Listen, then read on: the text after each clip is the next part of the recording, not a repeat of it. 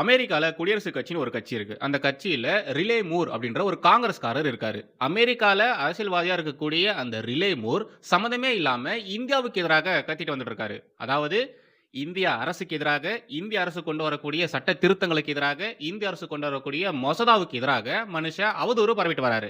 சும்மா கிடையாது. சும்மா இல்ல. இந்திய அரசு கிறிஸ்துவர்களுக்கு எதிரான அரசு. ஆன்டி கிறிஸ்டியன் இந்தியன் கவர்ன்மென்ட் அப்படின்ற மாரி இந்த மனுஷன் அவதூறு பரப்பிட்டு இருக்காரு. நாம நம்முடைய பார்லிமென்ட்ல எஃப்சிஆர்ஏ பில்ல கொண்டு வந்தா, அமெரிக்கால அரசியல்வாதியா இருக்கக்கூடிய இந்த நபருக்கு எங்க குத்துது, எங்க குடையுது? தெரியாம கேட்கிறேன். ஏன்டா இங்க சுவிட்ச போட்டா இங்க தானே லைட் எரியணும். ஏன் அமெரிக்கால எரியுது?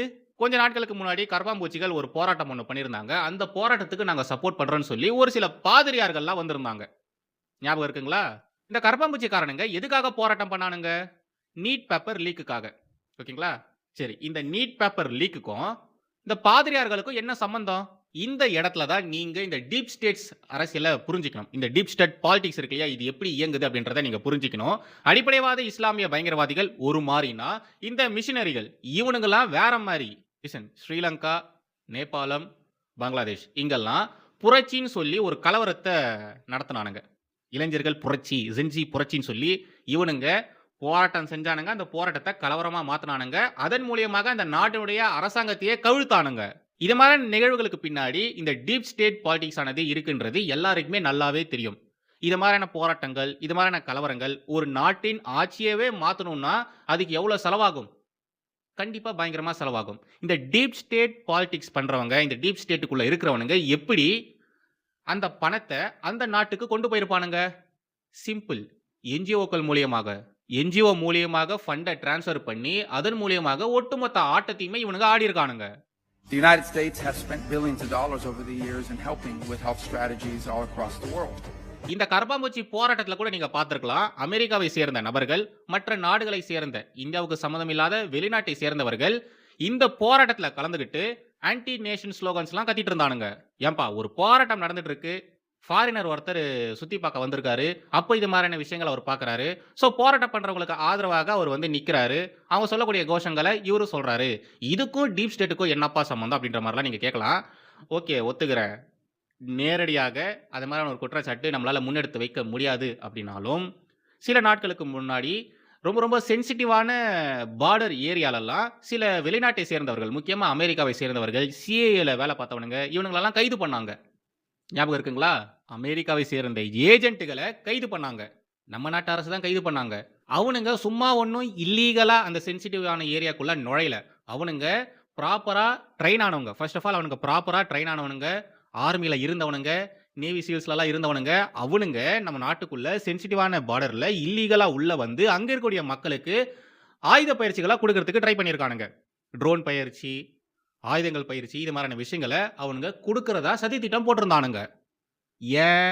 நாளை பின்ன இங்க சிவில் வார் வரும்பொழுது இந்த மக்கள் இந்த அரசுக்கு எதிராக செயல்படணும் இல்லையா? எதிர்த்து சண்டை போடணும் இல்லையா? மத்திய பாதுகாப்பு படை வந்தாங்கன்னா அவங்களை எதிர்த்து சண்டை போடணும் இல்லையா? அதுக்காக. இந்த எல்லா விவகாரத்தையுமே நீங்க லிங்க் பண்ணி பாருங்களேன். நான் என்ன சொல்ல வரேன் அப்படின்றது உங்களுக்கு புரியும். அண்ட் ரொம்ப ரொம்ப முக்கியமா ராகுல் காந்தி மாதிரி இருக்கக்கூடிய அன்ஃபிட் பொலிட்டீஷியன்ஸ் இவங்கெல்லாம் நேபாளம்ல அந்த ஜென்சி புரட்சி வெடிச்சதுக்கு அப்புறமா அதே மாதிரியான ஒரு ஜென்சி புரட்சி நம்ம நாட்டிலையும் வெடிக்கணும், நம்ம நாட்டிலையும் ஆட்சி மாற்றம் வரணும் அப்படின்ற மாதிரி தொடர்ந்து கத்திக்கிட்டே இருந்தாங்க.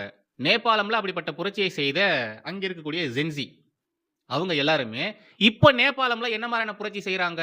அதை பத்தி எவனாச்சும் வாய் திறந்து பேசுறானா? பேச மாட்டானுங்க. ஏன்னா நேபாளம்ல இருக்கக்கூடிய ஜென்சி பசங்க அங்க இருக்கக்கூடிய அடிப்படைவாத இஸ்லாமியர்களுக்கு எதிராக வேலை பார்க்கறாங்க.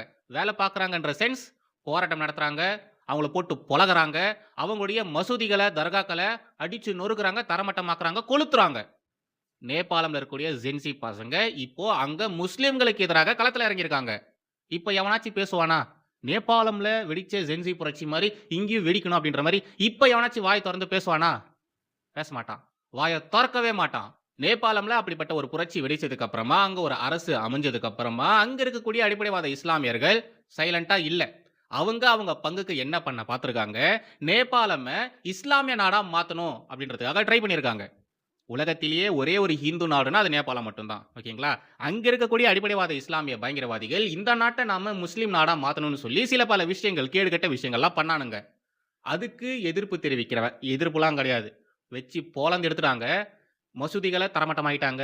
அது மாரி செஞ்ச முஸ்லிம்கள அடிச்சு போட்டு பொளந்து கட்டிட்டாங்க. இதெல்லாம் நேபாளம்ல இப்ப நடந்துட்டு இருக்கிறது. ஓகே. அது ஒரு ஓரமா இருக்கட்டும். அது தனி கத. நாம அத பத்தி தனியா இன்னொரு வீடியோல பேசலாம். எஃப்சிஆர்ஏ பில்ல இந்திய அரசு கொண்டு வர போறாங்க. அடுத்த பார்லிமென்ட் செஷன்ல கண்டிப்பா அந்த பில்ல பாஸ் பண்ணிடுவாங்க அப்படிங்கிறதுக்காக, டீப் ஸ்டேட்ஸ் இவனுங்க வந்து ரொம்ப வேகமா வேல பார்த்தானுங்க. அதுவும் இந்த நாட்டுக்குள்ளேயே இருக்கக்கூடிய துரோகிகளின் ஆதரவோட கரப்பான்பூச்சிக்காரனுங்க போராட்டம் பண்ணானுங்க. அவனுங்க சில டிமாண்ட்ஸ முன்னெடுத்து வச்சானுங்க. அதுல ஒண்ணு தர்மேந்திர பிரதான் ராஜினாமா செய்யணும் அப்படின்றது. ஓகேங்களா? இவனுங்களுடைய போராட்டம் அப்படின்றது வெறும் நீட் பேப்பர் லீக்குக்காக மட்டும் கிடையாது. இவனுங்க வேற ஒரு விஷயத்த வச்சுக்கிட்டு தான் அந்த போராட்டமே பண்ணியிருக்காங்க. பட் அவங்க வைத்த அந்த ஒரு டிமாண்ட் தர்மேந்திர பிரதான ராஜினாமா செய்யணும், செய்ய வைக்கணும் அப்படின்றது. அந்த விஷயத்த மத்திய அரசு ஏத்துக்கிட்டு, அவருங்க ஏத்துக்கிறதுக்கு முன்னாடி தர்மேந்திர பிரதான் அவர்களே தேசம் தான் முக்கியம், நேஷன் ஃபர்ஸ்ட்ன்னு சொல்லி அவரே ராஜினாமா பண்ணிட்டாரு. ஓகேங்களா? ஆனா அவங்க செஞ்ச அந்த போராட்டமானது உடனே முடிவுக்கு வந்ததா? இல்ல. அவனுங்க அடுத்ததாக மோடி கிட்ட வந்தானுங்க. அமித்ஷா கிட்ட வந்தானுங்க. யோகி கிட்ட வரானுங்க. இவனுங்களுடைய போராட்டம் வெறும் தர்மேந்திர பிரதான், மோடி, அமித்ஷா இவங்கலாம் மட்டும் கிடையாது. மத்திய பாஜக அரசு கொண்டு வரக்கூடிய பில்ஸ். முக்கியமா இந்த முறை இவனுங்க இவ்வளவு பெருசா கட்டமைக்கிறதுக்கான காரணமே, இந்த போராட்டத்த வடிவமைப்பதற்கான காரணமே எஃப்சிஆர்ஏ பில்லு தான். இவங்க போராட்டத்துக்கு பின்னாடி இத மாரியான ஏகப்பட்ட ரீசன்ஸ் இருக்கு. பில்ஸ் வரக்கூடாது. மத்திய அரசு ஸ்ட்ராங்கா இருக்கக்கூடாது. ஸ்ட்ராங்கான தலைவர்கள் பாஜகல இருக்கக்கூடாது. அவங்க கையில அதிகாரம் இருக்கக்கூடாது அப்படிங்கிறதுக்காக தான் இவனுங்க இத மாரியான போராட்டமே பண்றானுங்க. இவனுங்க இத மாரிலாம் செய்யறதுனால தான் இவனுங்களுக்கு ஆதரவாக கிறிஸ்துவ பாதிரியார்கள் அந்த போராட்டத்துக்கு ஆதரவு தெரிவிச்சாங்க, கலந்துக்கிட்டாங்க. இஸ்லாமிய அமைப்புகள் அவங்களும் இந்த போராட்டத்துக்கு சப்போர்ட் பண்ணாங்க. நிறைய ஃபுட்ஸும் புரொவைட் பண்ணாங்க. அது மட்டும் இல்லாம தேச விரோதிகள், சமூக விரோதிகள் இந்த நாடு நாடா இருக்கக்கூடாது. இந்த நாட துண்டாக்கணும் அப்படின்ற மாரி கத்திட்டு இருப்பானுங்க இல்லையா? பிரகாஷ் ராஜ் மாரி இருக்கக்கூடிய கேடுகெட்ட கபோதிகள். அவனுங்க மாரியான நபர்களும் பார்த்தீங்கன்னா, இவனுங்களுடைய போராட்டத்துக்கு சப்போர்ட் பண்ணானுங்க. ஒண்ணும் இல்ல. ஜார்க்கண்ட்ல மாணவர்கள் போராட்டம் நடந்துட்டு இருக்கு. பஞ்சாப்ல நடந்தது, கேரளால நடந்தது. அங்கெல்லாம் மாணவர்கள் போராட்டம் நடக்கும்பொழுது, இதுங்கலாம் எங்க போச்சுங்க? இஸ்லாமிய அமைப்புகள், கிறிஸ்துவ அமைப்புகள், அப்புறம் இந்த ஆம் ஆத்மி கட்சியை சேர்ந்தவர்கள், காங்கிரஸ்காரங்க, திமுக காரங்க இவங்க எல்லாருமே எங்க போனாங்க? ஜார்க்கண்ட்ல மாணவர்கள் போராட்டம் நடக்குது. போய் ஆதரவு குடுக்க வேண்டியதானே? இதோ ஒருத்தர் ஜாவீது சொல்லிட்டு எவனோ ஒருத்தன். அவன் ஜந்தர் மந்தர்ல போராட்டம் நடக்கும்பொழுது அவ்ளோ உணவுகள குடுத்தான். அவன் எங்க போனான்? அவன் உள்ள கம்பி எண்ணிட்டு இருக்கான். அது வேற விஷயம். அது மாரியான நபர்கள் இங்க ஜார்க்கண்ட்ல போராட்டம் செய்யக்கூடிய மாணவர்களுக்கு ஆதரவாக உணவு வழங்குவதற்காகவோ, ஷெல்டர் குடுக்கறதுக்காகவோ, அட்லீஸ்ட் ஜஸ்ட் சப்போர்ட் பண்றதுக்காகவோ வந்தாங்களா? வந்து நின்னாங்களா? இல்ல. ஏன்னா, ஜார்க்கண்ட்ல, பஞ்சாப்ல, கேரளால மற்ற இடங்கள்ல நடக்கக்கூடிய போராட்டங்கள பண்றது உண்மையாலேயே மாணவர்கள். பட் ஜந்தர் மந்தர்ல உண்மையான மாணவர்கள் போராட்டம் பண்ணல. அவங்களுடைய நோக்கம் இந்த நாடு ஸ்டேபிளா இருக்கக்கூடாது அப்படிங்கிறது தான். ரைட். அமெரிக்க அரசியல்வாதியான இந்த ரிலே மூர் பரப்புன அவதூறு கருத்த பார்த்துட்டு, அந்த மனுஷன் சொல்றது உண்மையா பொய்யா? எஃப்சிஆர்ஏல என்ன மாதிரியான விஷயங்கள் இருக்கு? இவர் சொல்ற மாதிரியான விஷயங்கள் அதுல இருக்கா? அப்படின்றத பார்க்கலாம். உண்மைய பார்க்கலாம். ஃபேக்ட் என்ன அப்படின்றத பார்க்கலாம். அவர் என்ன சொல்லியிருக்காருன்னா, எஃப்சிஆர்ஏ மூலியமாக இந்தியால இருக்கக்கூடிய தேவாலயங்கள, கிறிஸ்துவ மத நிறுவனங்கள மோடி அரசு கையகப்படுத்த பாக்குது. இது கிறிஸ்தவர்கள் மீதான தாக்குதல்னு சொல்றாரு. எஃப்சிஆர்ஏ பில்ல இந்தியன் பார்லிமெண்ட்ல டிஸ்கஷன் பண்றாங்க. அந்த பில் மட்டும் பாஸ் ஆயிடுச்சுன்னா, இந்தியால இருக்கக்கூடிய சர்ச்சுகள், என்ஜிஓக்கள், மற்ற கல்வி நிறுவனங்கள் அது எல்லாமே அவங்களுடைய கண்ட்ரோலுக்கு போயிடும். மோடியோட கண்ட்ரோலுக்கு போயிடும். நாம கிறிஸ்துவ நிறுவனங்களுக்கு நிதியுதவி செய்றோம் இல்லையா? அது எல்லாமே இப்போ எஃப்சிஆர்ஏ மூலியமாக கண்காணிக்க போறாங்க. இது கிறிஸ்தவர்களுக்கு ஆபத்து. மோடி அரசு நேரடியாக கிறிஸ்தவர்கள் மீது தாக்குதல் நடத்துறாரு. இது மாரிலாம் நடக்கவே கூடாது. இந்த எஃப்சிஆர்ஏ பில் மட்டும் பாஸ் ஆயிடுச்சுன்னா, அமெரிக்காவுக்கும் இந்தியாவுக்கும் இடையே ஒரு நட்புறவு இருக்கு இல்லையா? அந்த நட்புறவு பாதிக்கும்னு சொல்றாரு. யோவ்! யார்யா நீ? யார் நீ? உனக்கும் எங்க நாட்டுக்கும் என்னய்யா சம்பந்தம்? சம்மந்தமே இல்லாம எங்க நாட்டு உள் விவகாரங்கள்ல நீ ஏன்யா தலையிடுற? உன்னுடைய நாட்டுக்குள்ள நடக்கக்கூடிய உள் விவகாரங்கள் குறித்து உன்னால பேச முடியல. உனக்கு பேசுறதுக்கு தைரியம் கிடையாது. ஆனா நீ இந்தியால நடக்கக்கூடிய விவகாரங்களை குறித்து பேசுற. இந்தியா இது மாதிரி செய்யக்கூடாதுன்னு நீ அங்க உட்கார்ந்துகிட்டு ஆர்டர் போடுற. நீ யாரா கோமாளி? எங்கேயோ உட்கார்ந்துகிட்டு எங்க நாட்டுக்கு எதிராக பேசிட்டு இருக்க? நாங்க என்ன செஞ்சா இதுக்கு என்ன வந்தது? ராகுல் காந்தி மாதிரி ஒளரிட்டு கிடக்குற. நீ யாரா கோமாளி? ராகுல் காந்தி மாதிரி பேசிட்டு சுத்துற அப்படின்ற மாதிரி தான் கேட்க தோணுது. உண்மையாலேயே சம்மந்தமே இல்லாம எங்கேயோ உட்கார்ந்துகிட்டு நமக்கு எதிராக பேசிட்டு இருக்கான் பாருங்களேன். நம்முடைய சட்ட திட்டங்களுக்கு எதிராக பேசிட்டு இருக்கான் பாருங்களேன். எங்களால புரிஞ்சுக்க முடியுது. தெளிவா புரிஞ்சுக்க முடியுது. அமெரிக்காவுக்கும் ஈரானுக்கும் சண்டை நடந்தது இல்லையா? அதன் காரணமாக ஏகப்பட்ட நெகட்டிவான விஷயங்கள் இவங்களுடைய நாட்டுக்குள்ள நடந்திருக்கு. உள்நாட்டுக்குள்ள ஏகப்பட்ட பிரச்சனைகள் போயிட்டு இருக்கு. அது போதாதுன்னு இவங்களுடைய தொகுதி மக்கள் இந்த ஆளு கட்சி மீது பயங்கரமான அதிருப்தியில இருக்காங்க. தேர்தல் வேற வருது இல்லையா? ஸோ கண்டிப்பா நாம ஜெயிக்கணும். ஜெயிக்கிறதுக்கு என்ன பண்றது? இத மாரியான விஷயங்கள பத்தி பேச விடுறது. மத ரீதியில ஏதாச்சும் ஒரு விவகாரங்கள கெளப்பி விடுறது. புரியுது, புரியுது. மக்கள சமாதானப்படுத்தணும். மக்களுக்கு நம்ம மேல நல்ல அபிப்பிராயம் வரணும்னு சொல்லிட்டு, நீ இத மாரி மத ரீதியான விவகாரங்கள தூண்டி விடுற. எங்களால புரிஞ்சுக்க முடியுது. இங்க இருக்கக்கூடிய அரசியல்வாதிகள் கூட இப்படிதான் பண்ணுவானுங்க. மத அரசியல் அப்படின்றது எல்லா நாட்டிலயும் இருக்கு பாருங்களேன்.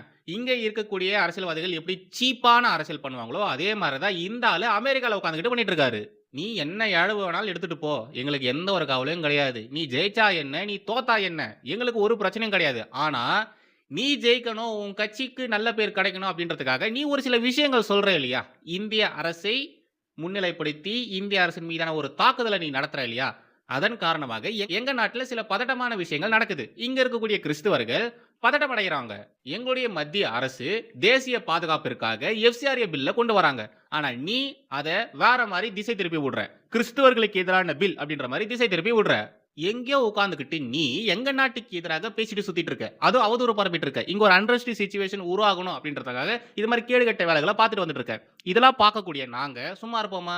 கண்டிப்பா சும்மா இருக்க மாட்டோம். எஃப்சிஆர்ஏ அதாவது இந்த ஃபாரின் கான்ட்ரிபியூஷன் ரெகுலேஷன் ஆக்ட் இருக்கு இல்லையா? இது கிறிஸ்தவ என்ஜிஓக்களுக்கு மட்டும் கிடையாது. ஹிந்துக்கள், இஸ்லாமியர்கள், சீக்கியர்கள் இத மாரி யார் என்ஜிஓக்கள ரன் பண்ணாலும் அவங்களுக்கு இது பொருந்தும். வெளிநாட்டிலிருந்து நிதி வாங்கி ரன் ஆகக்கூடிய எந்த மதத்தை சேர்ந்த என்ஜிஓக்களாக இருந்தாலும் அவங்களுக்கு இந்த எஃப்சிஆர்ஏ பொருந்தும்.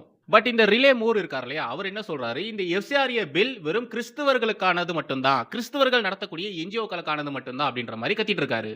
ஒரு சில பேர் என்ன சொல்றாங்கன்னா, எச்ஆர்என்சி மாரி இந்த எஃப்சிஆர்ஏ ஹிந்து கோவில்கள், ஹிந்து அமைப்புகள் எப்படி எச்ஆர்என்சி கையகப்படுத்தி இருக்கோ, அதே மாரி இந்த எஃப்சிஆர்ஏ மூலியமாக கிறிஸ்தவ தேவாலயங்கள், கிறிஸ்தவர்கள் நடத்தக்கூடிய கல்வி நிறுவனங்கள், கிறிஸ்தவர்களுடைய என்ஜிஓக்கள் இதை எல்லாத்தையுமே இந்த மோடி அரசு, இந்த மத்திய பாஜக அரசு கையகப்படுத்த பாக்குது. கிறிஸ்தவர்களை கொடுமைப்படுத்த பாக்குது அப்படின்ற மாதிரிலாம் பரப்புறானுங்க. எச்ஆர்என்சியையும் எஃப்சிஆர்ஏயும் கம்பேர் பண்றானுங்க. ஏன்டா மத்திய பாஜக அரசு ஒரு மசோதாவை கொண்டு வராங்கன்னா, அந்த மசோதா குறித்தான எல்லா விவகாரங்களுமே அவங்க பப்ளிக் டொமைன்ல வைப்பாங்க. நீங்க தேடி பார்த்தீங்கன்னா, உங்களுக்கு அந்த பில்லுல என்ன மாரியான விஷயங்கள் சொல்லியிருக்காங்க, அந்த கீ நோட்ஸ் அந்த சிறப்பம்சங்கள்லாம் இருக்கு இல்லையா? அது எல்லாமே உங்களுக்கு ஈஸியா கிடைக்கும். அதுல சொல்லியிருக்கக்கூடிய விஷயங்கள நீங்க படிச்சாலே, எஃப்சிஆர்ஏல இது மாரியான விஷயங்கள் இருக்கா? இல்லையா? அப்படின்றத உங்களால புரிஞ்சுக்க முடியும். எவனோ ஒருத்தன் எங்கேயோ உட்கார்ந்துகிட்டு அவதூறு பரப்பிட்டு இருக்கான். நம்ம நாட்டிற்கு எதிராக பேசிட்டு இருக்கான்.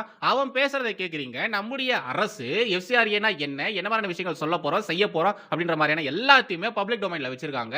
அது எடுத்து படிக்கிறது கிடையாது. ஏன்டா 5 நிமிஷம் டைம் ஸ்பெண்ட் பண்ணி படிச்சீங்கன்னா, எது உண்மை, எது பொய்ன்னு தெரிய போகுது. ஏன்டா படிக்காம ராகுல் காந்திக்கும் பேசிட்டு இருக்கீங்க? கண்டமேனிக்கும் ராகுல் காந்தி மாரி ஏன்டா பெனாத்திட்டு அலையறீங்க? எஃப்சிஆர்ஏ பில்லுல எந்த இடத்துல சர்ச்சுகள நாங்க கையகப்படுத்த போறோம், என்ஜிஓக்கள நாங்க கையகப்படுத்த போறோம், கிறிஸ்தவ மத அமைப்புகளுடைய சொத்துக்கள நாங்க கையகப்படுத்த போறோம்னு எந்த இடத்துல சொல்லியிருக்காங்க? அத காமிச்சீங்கன்னா கொஞ்சம் நல்லா இருக்கும். அத வச்சு நானும் பேசுவேன். எஃப்சிஆர்ஏ பில்ல புரிஞ்சுக்கிறதுக்கு உங்களுக்கு ராகுல் காந்தி மாரி ஸ்பெஷலான பிரைன் இருக்கணும்ன்ற அவசியமே கிடையாது. எஃப்சிஆர்ஏல என்ன சொல்றாங்க? பெருசா ஒண்ணும் கிடையாது. இது கம்பசூத்திரமோ, வேற ஏதாச்சும் வர்ம கலைகள், மர்ம கலைகள்லாம் ஒண்ணும் கிடையாது. எஃப்சிஆர்ஏல என்ஜிஓக்களின் வெளிநாட்டு நிதி பகிர்வுகள் இருக்கு இல்லையா? அது எல்லாமே உள்ள கொண்டு வந்துருவாங்க. எல்லாமே மானிட்டர் பண்ணுவாங்க. அண்ட் என்ஜிஓக்கள் தங்கள் ஆவணங்கள சரியா வச்சிருக்கணும்னு சொல்றாங்க. என்ஜிஓக்கள் ரன் பண்றாங்க இல்லையா? அவங்க ப்ராப்பரா எல்லா லைசென்ஸும் ப்ராப்பரா ரிஜிஸ்டர் பண்ணி கரெக்ட்டா வச்சிருக்கணும் அப்படின்ற மாரி சொல்றாங்க. அப்புறம் இவங்க வெளிநாட்டில இருந்து நிதி வாங்குறாங்க இல்லையா? என்ஜிஓக்கள்ல அவங்க ஒரு சில விஷயங்கள் சொல்லி நிதி வாங்குவாங்க. எதுக்காக நீங்க நிதி வாங்குறீங்க? அதுக்காக அந்த நிதிய செலவு பண்றீங்களா? அப்படின்றத மானிட்டர் பண்ணுவாங்க. அதாவது நீங்க வெளிநாட்டுல இப்ப நிதி வாங்க போறீங்கன்னா, அவங்க கிட்ட நிதி வாங்குறதுக்கு முன்னாடி அரசு கிட்ட சொல்லணும். எதுக்காக நிதி வாங்க போறீங்க அப்படின்ற மாரி அரசு கிட்ட சொல்லணும்.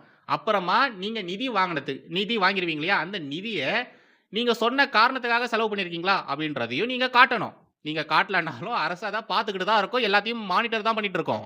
அண்ட் நீங்க ப்ராப்பரா எல்லா டாக்குமெண்ட்ஸுமே மெயின்டெயின் பண்ணணும். ரெனிவல் பண்ணணும். ரெனிவல் பண்றது நீங்க லேட் பண்ணீங்கன்னா, அதுக்கான ஒரு குறிப்பிட்ட டைமும் உங்களுக்காக தருவாங்க. அந்த டைம் மீறியும் நீங்க ரெனிவல் பண்ணாம இருந்தீங்கன்னா, அப்போ உங்களுடைய எஃப்சிஆர்ஏ ரிஜிஸ்ட்ரேஷன கேன்சல் பண்ணுவாங்க.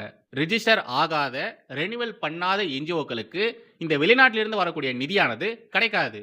அத மத்திய அரசே முடக்கிருவாங்க. இவ்வளவுதான். வேற எதுவுமே மத்திய பாஜக அரசு சொல்லல.